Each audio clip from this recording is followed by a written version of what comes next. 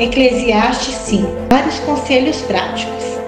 Guarda o teu pé quando entrares na casa de Deus, e inclina-te mais a ouvir do que a oferecer sacrifícios de tolos, pois não sabem que fazem mal.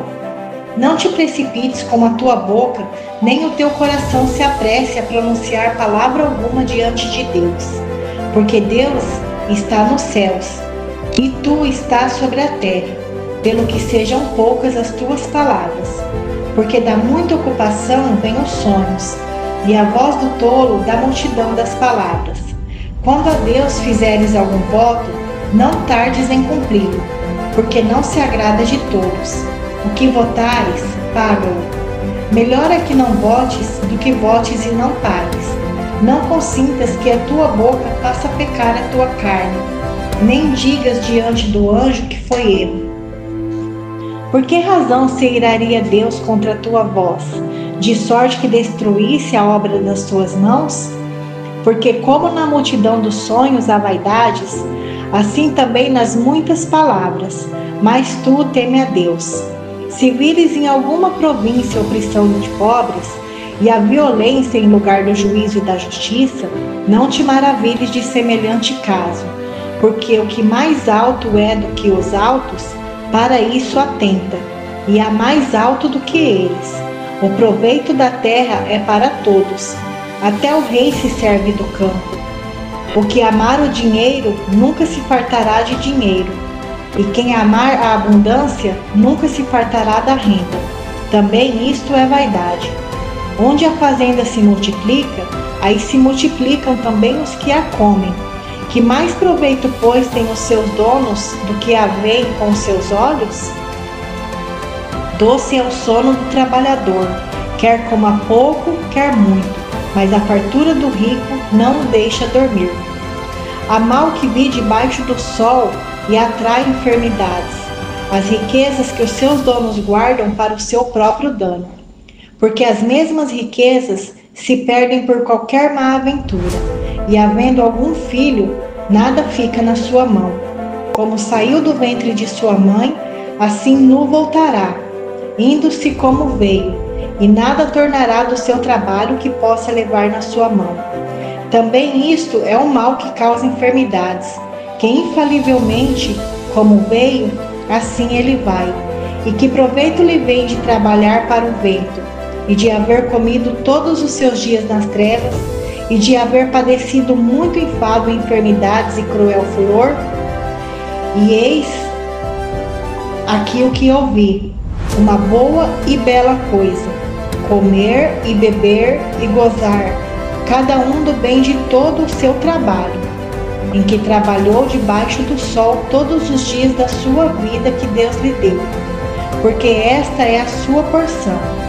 E quanto ao homem, a quem Deus deu riquezas e fazenda, e lhe deu poder para delas comer e tomar a sua porção e gozar do seu trabalho, isto é dom de Deus, porque não se lembra muito dos dias da sua vida, porquanto Deus lhe responde na alegria do seu coração.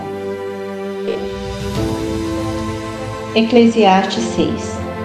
É lícito gozar os bens que Deus deu, mas estes não podem satisfazer a alma.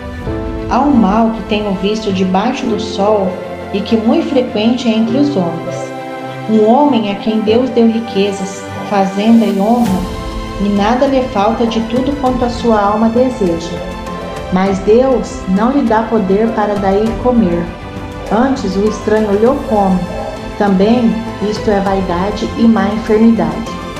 Se o homem gerar 100 filhos e viver muitos anos, e os dias dos seus anos forem muitos, e se a sua alma se não se fartar do bem, e além disso não tiver um enterro, digo que um aborto é melhor do que ele.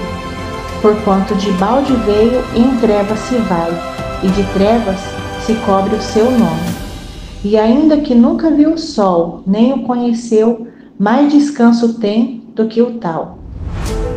E certamente, ainda que vivesse 2000 vezes anos, mas não gozasse o bem, não vão todos para o mesmo lugar?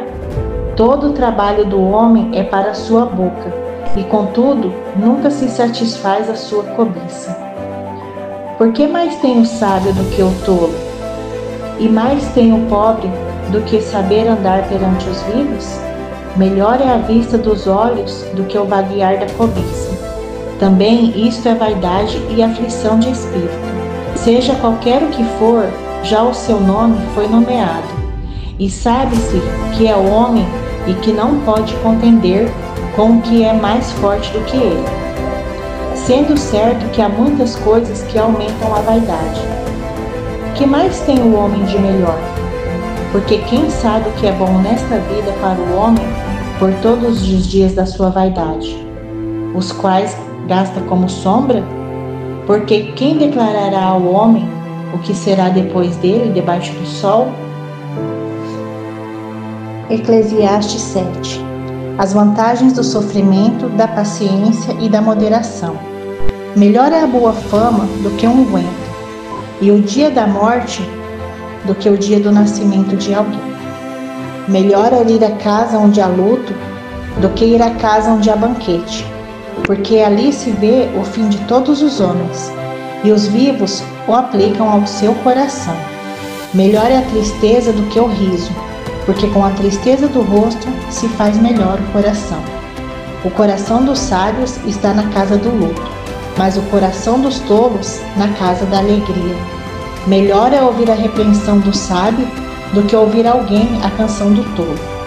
Porque qual o crepitar dos espinhos debaixo de uma panela, tal é o riso do tolo. Também isto é vaidade. Verdadeiramente, a opressão faz endoidecer até o sábio, e a peita corrompe o coração. Melhor é o fim das coisas do que o princípio delas. Melhor é o longânimo do que o altivo de coração. Não te apresses no teu espírito a irar-te, porque a ira abriga-se no seio dos tolos.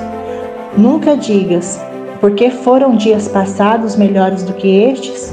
Porque nunca com sabedoria isto perguntarias. Tão boa é a sabedoria como a herança, e dela tiram proveito os que veem o sol. Porque a sabedoria serve de sombra, como de sombra serve o dinheiro, mas a excelência da sabedoria é que ela dá vida ao seu possuidor. Atenta para a obra de Deus, porque quem poderá endireitar o que ele fez torto? No dia da prosperidade, goza do bem, mas no dia da adversidade, considera, porque também Deus fez este em oposição àquele, para que o homem nada ache que tenha de vir depois dele. Tudo isto vi nos dias da minha vaidade. Há um justo que perece na sua justiça, e há um ímpio que prolonga os seus dias na sua maldade. Não sejas demasiadamente justo, nem demasiadamente sábio. Por que te destruirias a ti mesmo? Não sejas demasiadamente ímpio, nem sejas louco. Por que morrerias fora do teu tempo? Bom é que retenhas isto, e também disto não retires a tua mão, porque quem teme a Deus escapa de tudo isso. A sabedoria fortalece o sábio, mais do que 10 governadores que haja na cidade. Na verdade, não há homem justo sobre a terra que faça bem e nunca peque. Tampouco aplique o teu coração a todas as palavras que disserem, para que não venhas a ouvir o que o teu servo te amaldiçoa. Porque o teu coração também já confessou muitas vezes que tu amaldiçoaste a outros. Tudo isto inquiri com sabedoria e disse: sabedoria adquirirei, mas ela ainda estava longe de mim. Longe está o que foi e profundíssimo. Quem o achará? Eu tornei a voltar-me e determinei em meu coração saber, em inquirir e buscar sabedoria e razão, e conhecer a loucura da impiedade e a doidice dos desvarios. E eu achei uma coisa mais amarga do que a morte: a mulher cujo coração são redes e laços, e cujas mãos são ataduras.